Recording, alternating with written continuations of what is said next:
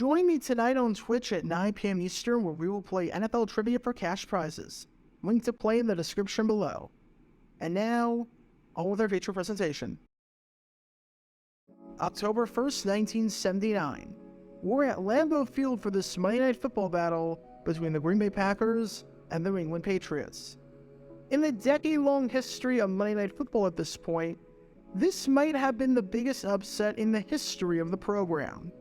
No one, and I truly mean no one, was giving Green Bay any chance at winning this game. The Patriots enter this game as one of the best teams in all of football, sitting pretty with a 3-1 record, and the lone loss being an overtime affair on the opening week of the season to the defending champion Pittsburgh Steelers.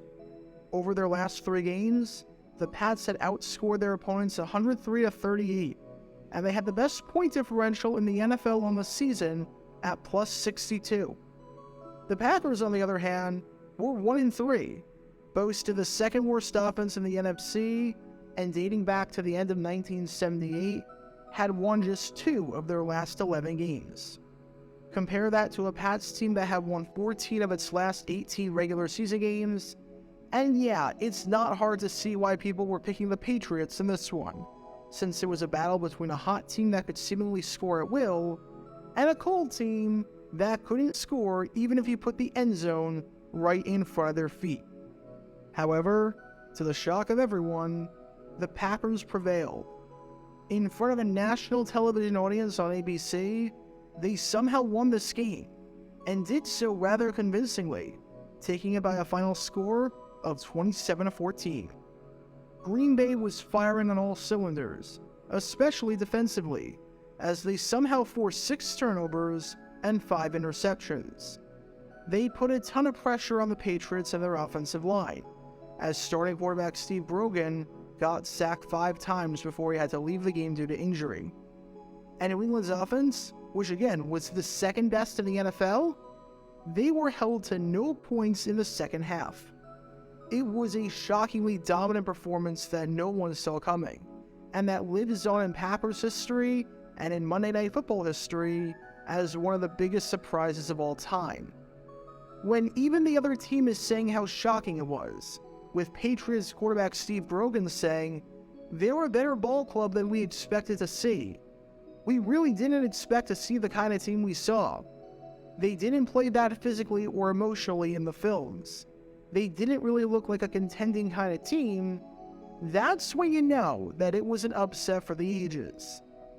Now, what you might also know about this game in terms of how noteworthy it was, is the fact that this was the first time ever in the storied history of Lambeau Field that they ever hosted a Monday Night Football game.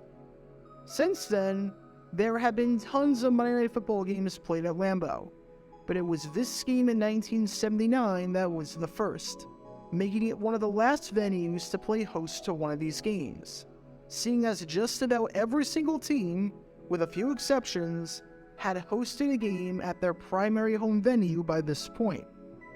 However, while you might know that, you might not know the absolutely crazy story of how this game even got played at Lambeau in the first place. Because as it turned out, this game was never supposed to be played at Lambeau. The first Monday Night Football game at Lambeau Field was by complete accident. Because this is the story behind what has to be, considering the circumstances, the craziest Monday Night Football game in the history of Lambeau Field, and in the history of the Green Bay Packers franchise. Before I talk about the actual incident in question and how the game got moved to Lambeau, we need some context to understand how Green Bay's schedule worked, and what the original plan was, because Green Bay was under a completely different set of rules compared to the rest of the NFL.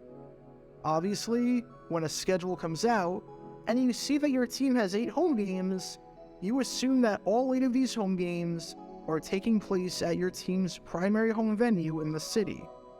If you were a San Francisco 49ers fan in 1979, and you saw the schedule and saw the 8 home games, you rightfully assumed that all 8 games were taking place at Candlestick Park. If you were a Houston Oilers fan, and you saw the 8 home games on the schedule, you rightfully assume that all 8 games were taking place at the Astrodome. You get the idea. However, for Green Bay, this was not the case, because they had an agreement to split their season between Lambeau Field in Green Bay and Milwaukee County Stadium in Milwaukee, roughly 100 miles away. If you want to learn more about the relationship between Green Bay and Milwaukee and why that was, I did a video about the agreement that the Packers had with the city, so you can do so by clicking the card in the upper right corner. And while this is no longer the case today, as ever since 1995, the Packers have played all of their home games at Lambeau Field, back in 1979, the Packers split the games between the 2 sites. In fact, even though I said that the game you've been watching this whole time, the Packers Patriots game, was the first ever Monday Night Football game held at Lambeau Field, it was not the first Monday Night Football game ever hosted by the Packers, as 6 years before, in 1973, in front of a national television audience on ABC, they played the New York Jets and won 23-7 in a game held at Milwaukee County Stadium. And that was originally the plan for this Patriots-Packers game. When the schedule came out, the idea was that for the first time since 1973, the Packers would be hosting the Patriots in Milwaukee on Monday Night Football. You get 2 teams that had a winning record the previous year and had somewhat high hopes entering the 1979 season in a matchup that doesn't happen all that often, and you do it under the lights of Milwaukee. So what was the problem with that? Well, the Packers weren't the primary tenant of Milwaukee County Stadium. Rather, the primary tenant of the stadium was this team right here, the Milwaukee Brewers of Major League Baseball. For years, the Brewers had been a pathetic franchise. From 1969 to 77, not once did they have a winning record, and only once did they have 75 or more wins, which was in 1974, when they had 76.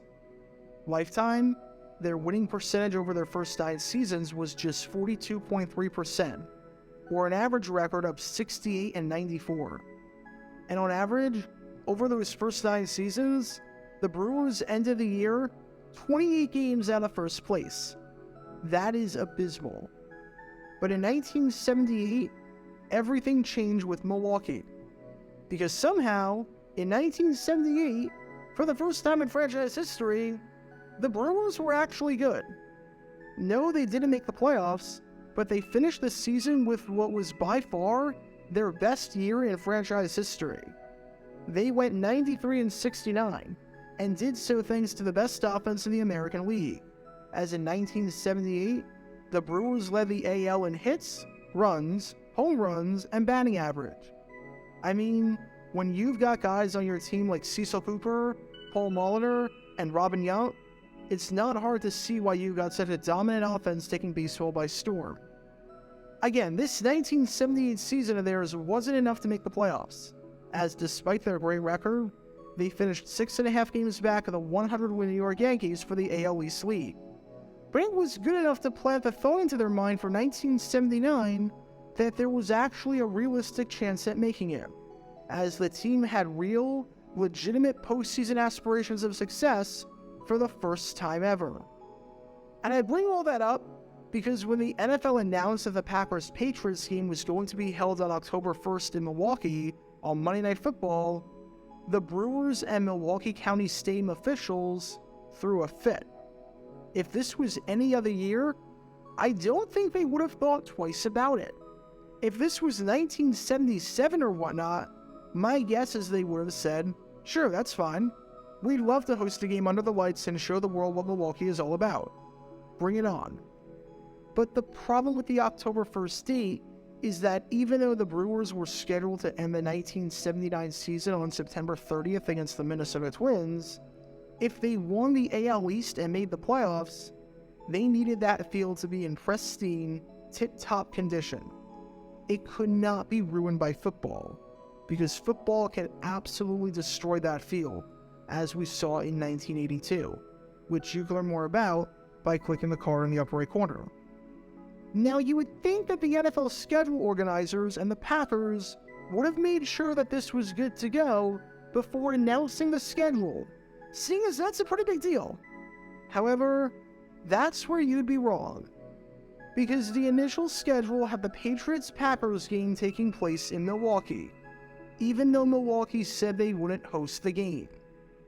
So there seems to be an obvious solution here. As awkward and embarrassing as this whole thing was, why not just move the game to Lambeau Field? Why not just play it in Green Bay? Well, there was a small problem with that. Lambeau Field didn't exactly have lights. I shouldn't say that. They had lights, as they hosted preseason games under the lights before. But the lights were absolutely terrible. If you were in the stadium, they were fine, I guess. The lights did their jobs at the point where you could see the ball. But if you were watching on TV, you couldn't tell anything that was happening. The lights were so bad that you might as well have been watching the game in black and white. The color quality was all off. If you want to know why Lambeau didn't host any Monday Night Football games from 1970 to 78, that's a big reason why. Because the game, obviously, needs to look good on TV. And Lambeau Field, with its poor lights, did not look the slightest bit good over the air. And this meant that now, there was a massive dilemma. You couldn't play the game in Milwaukee, because the Brewers wanted the stadium just in case they made the playoffs. For what it's worth, while the Brewers were great in 1979, and even better than they were in 1978, as they went 95-66 and finished second in the AL East, and even had the second best record in the AL and the third best record in the majors, they missed the playoffs due to the 102-win Baltimore Orioles taking the AL East crown. So the stadium absolutely could have been used for this game. And you couldn't really play the game in Green Bay, because they had no good lights when it came to a TV broadcast. Again, you would think that all of this would have been figured out before the schedule was announced, and especially since a reshuffling of opponents couldn't have been too hard, since both teams shared a ton of common opponents that year. But by this point, it was too late. ABC, the NFL, and the Packers were stuck. The only way that this could be the slightest bit salvageable is if Lambeau Field installed new lights, even though they weren't planning on doing that in 1979, and even though they weren't budgeting for that. However, that's exactly what Lambeau Field officials decided to do. As Chuck Lane, the director of public relations, said on the opportunity for Green Bay to finally host a Monday Night Football game, "We think it's a great opportunity because Green Bay, Wisconsin has never been showcased on national television in prime time, and they weren't going to squander that opportunity. Whatever it took to get this game at Lambeau, even if it wasn't initially planned for, they were going to do." With that, the Packers spent over $200,000, or over $850,000 in today's money, to completely overhaul the lighting system.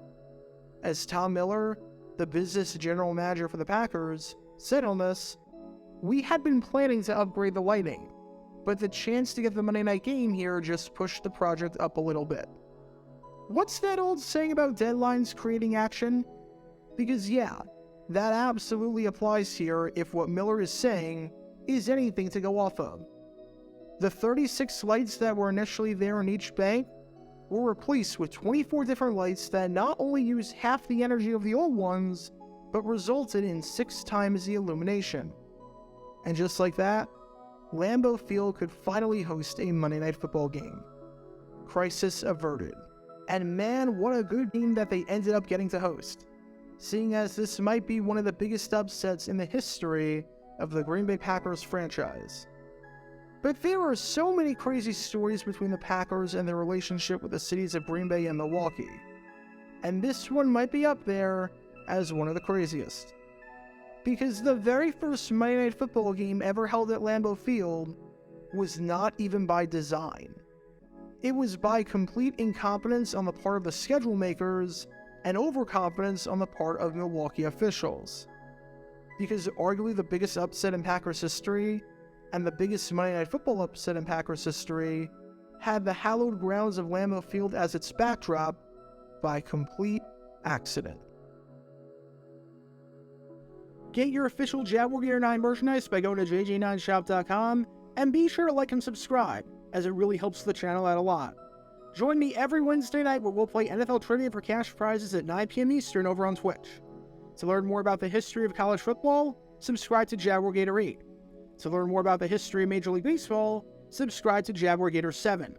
Also, special thanks to all of our Patreon supporters for helping out the channel. Your support is greatly appreciated. See how you can become a patron and request future video topics in the description below.